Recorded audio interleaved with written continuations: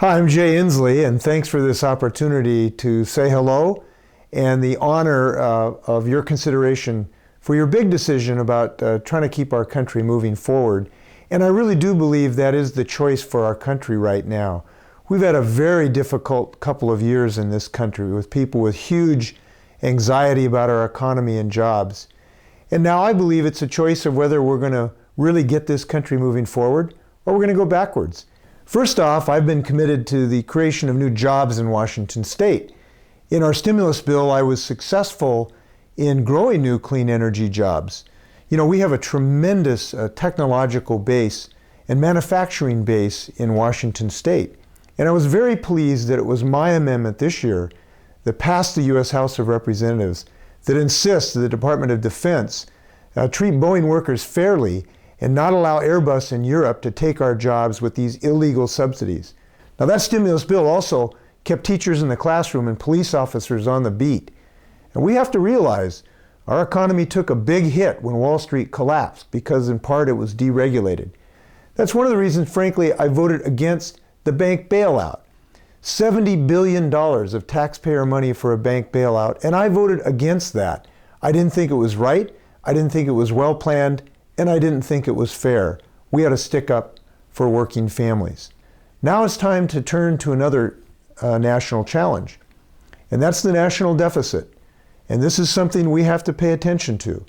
And that's why I'm proud to say that I am a co-sponsor of a bill to create a bipartisan commission to have a bipartisan solution to the national deficit. I don't think it's right that we should be spending $30 billion a year training police officers in Kabul, Afghanistan, while we're laying off police officers in Linwood, Washington.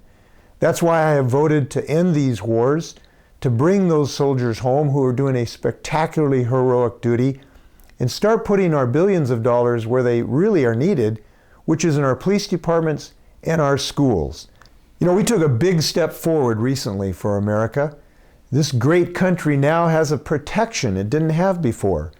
And that is a protection for every single American to be able to get health insurance.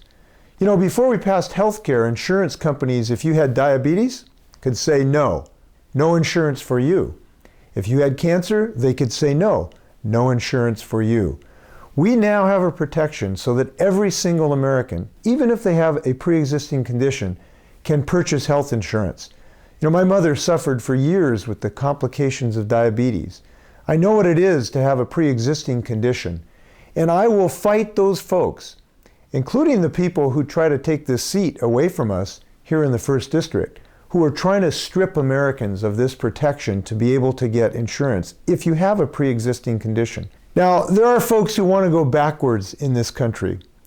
We've got to start moving forward on job creation for American jobs and Boeing jobs, forward on health care to preserve and protect our access to prescription medication, forward on clean energy so we can create new jobs for this country, forward on tackling the federal deficit, maybe someday in a bipartisan manner.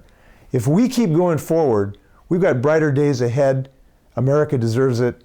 I'd be honored with your vote. Thanks a million. Good luck to all of us and to this great country.